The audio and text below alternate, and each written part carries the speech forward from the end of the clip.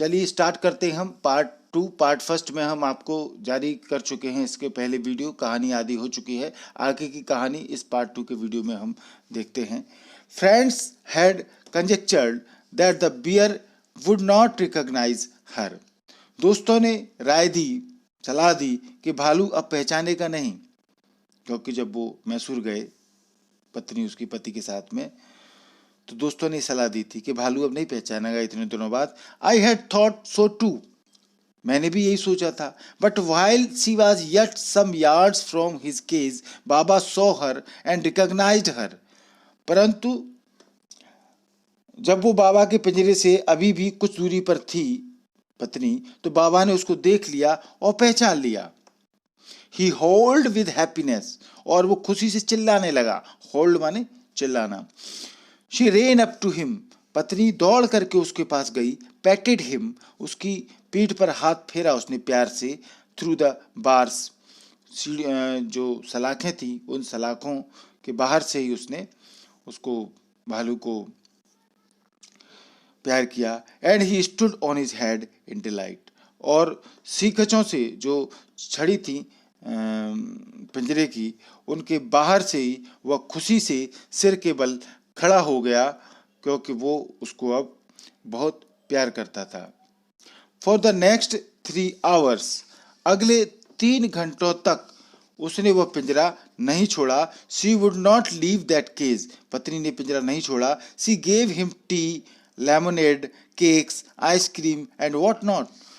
पत्नी ने उसको, ब्रूनो को चाय दी, नींबू शरबत दिया, केक दिया, आइसक्रीम और न जाने क्या क्या उसको खाने को दिया and what not.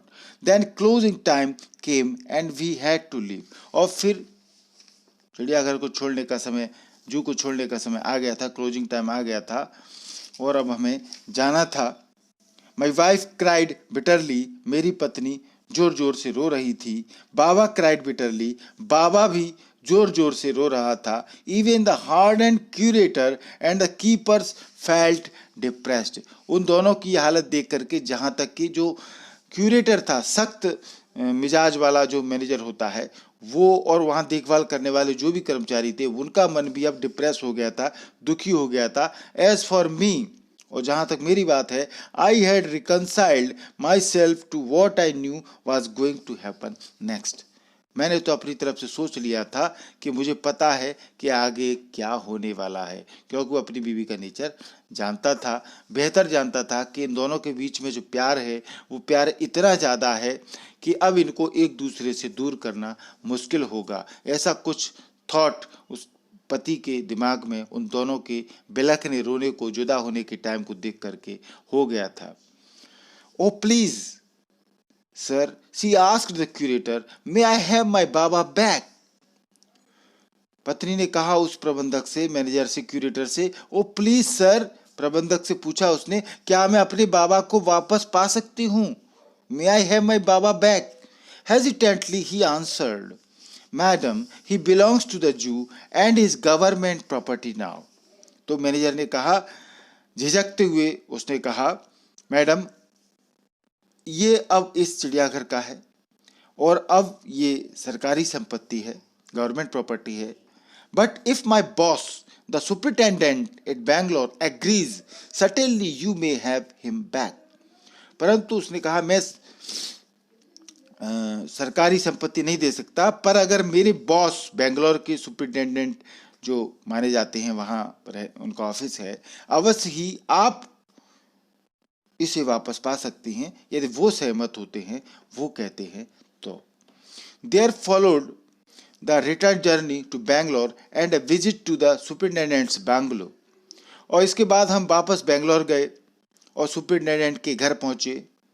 A tearful pleading, एक आंसू भरी विनती पत्नी ने की। Baba and I are both fretting for each other, Baba और मैं एक दूसरे के लिए बहुत दुखी हैं। Will you please give him back to me, क्या आप उसे हमें वापस दे देंगे? He was a kind hearted man and consented, तो जो सुपरिटेंडेंट था वो दयालु हृदय का था, दयालु इंसान था, और उसने फिर कंसेंट यानी सहमति दे दी। Not only that but he wrote to the curator telling him to lend us a cage for transporting the bear to Bangalore. इतना ही नहीं, उन्होंने क्यूरेटर ने, प्रबंधक ने पत्र भी लिखा जिसमें हमें एक पिंजरा दिलवा दिया जाए, ऐसा लिखा उन्होंने कि पिंजरा दे दिया जाए इनको, जिससे कि भालू को बेंगलोर ले जाया जा सके. Back we went to Mysore again and armed with the superintendent's letter. अब हम फिर मैसूर वापस आ गए अपने साथ सुपरिटेंडेंट का पत्र, बिल्कुल सुसज्जित पत्र लेकर के हम आ रहे थे. बाबा was driven into a small cage and hoisted on top of the car. बाबा को एक पिंजरे में डाला गया और कार के ऊपर रख दिया गया. द केज, जो पिंजरा था वो बिल्कुल कार के टॉप पर, छत पर रख दिया गया. The cage was tied securely, पिंजरे को अच्छी तरीके से बांधा गया. And a slow and careful return journey to Bangalore was accomplished. और फिर धीरे धीरे संभाल के हमारी बेंगलोर की वापसी यात्रा पूरी हुई, क्योंकि पिंजरा छत पर रखा था तो धीरे धीरे करके हम कार को लाए थे. Once home a squad of coolies were engaged for special work in our compound. एक बार घर आने पर एक पूरी कुली जो होते हैं काम करने वाले, एक पूरी कुलियों की फौज, टोली को हमारे जो आंगन था उस आंगन में खास काम करने के लिए लगाया गया, स्पेशल वर्क के लिए कंपाउंड में लगाया गया. And island was made for Baba. Baba के लिए एक टापू, आइसलैंड, एक द्वीप टाइप का बनाया गया. It was 20 feet long and 15 feet wide. ये 20 फीट लंबा और 15 फीट चौड़ा था. And was surrounded by a dry pit. और उसके चारों ओर सूखा गड्ढा या खाई जो कि खोदी गई, जो कि it was 20 feet dry pit और मोट, यानी एक गड्ढा या खाई जिसको कहते हैं मोट, वो खोदी गई इसके चारों ओर. 6 feet wide and 7 feet deep. और ये जो खाई खोदी गई वो 6 फीट चौड़ी और 7 फीट गहरी थी. A wooden box that once housed fowls was brought and put on the island for Baba to sleep in at night. एक लकड़ी का बक्सा जो कि कभी मुर्गियों के बच्चे रखने के लिए घर में लाया गया था, उनके लिए घर बनाने के लिए उसको लाया गया ब्रूनो के लिए, बाबा के लिए. और फिर उस टापू पर, उस द्वीप पर बाबा के रात में सोने के लिए उस डिब्बे को रखा गया. Straw was placed inside to keep him warm, and his baby, the gnarled stump along with his gun, the piece of bamboo, both of which had been sentimentally preserved since he had been sent away to the zoo, were put back for him to play with.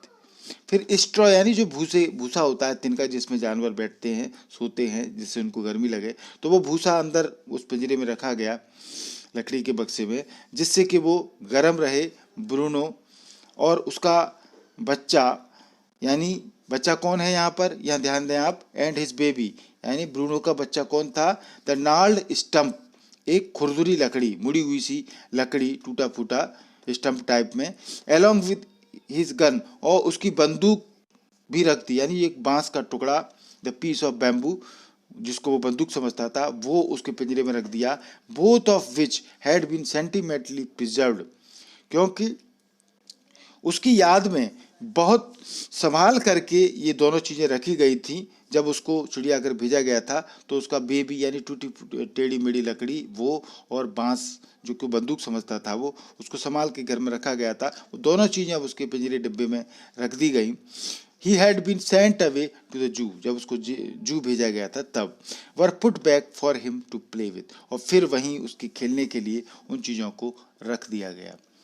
In a few days, the coolies hoisted the cage onto the island and Baba was released.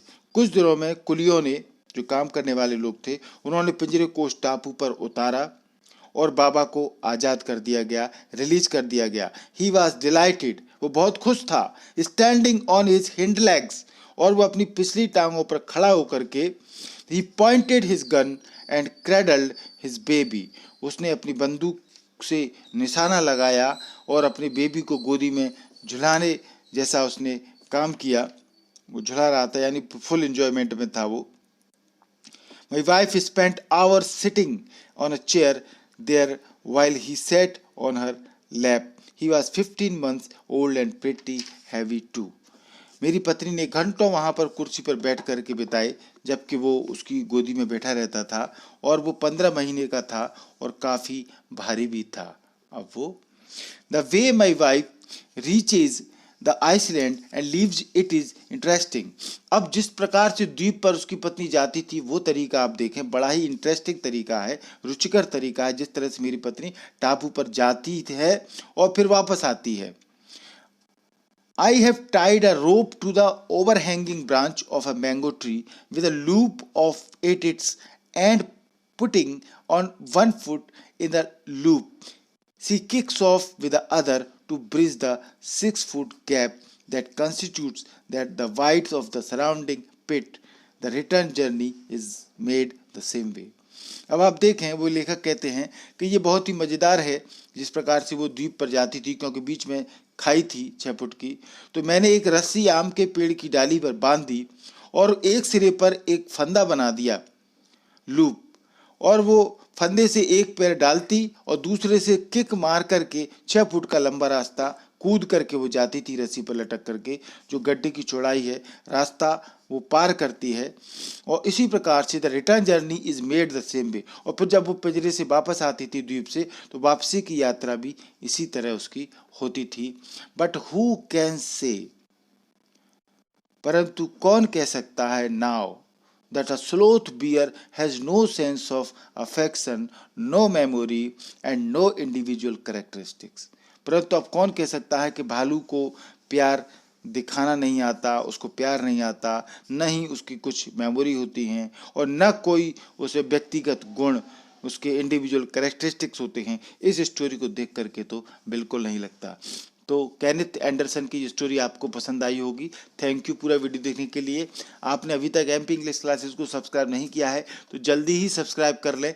आपको subscribe के बहुत फ़ायदे होंगे। किसी भी एक video में एक ही बार सब्सक्राइब करना है, कोई आपका पैसा सब्सक्राइब के लिए नहीं लेगा, सब्सक्राइब फ्री है। लाल कलर से आपके मोबाइल में वीडियो में देखिए, लाल कलर से सब्सक्राइब लिखा हुआ दिख रहा होगा, इसको आप टच करेंगे।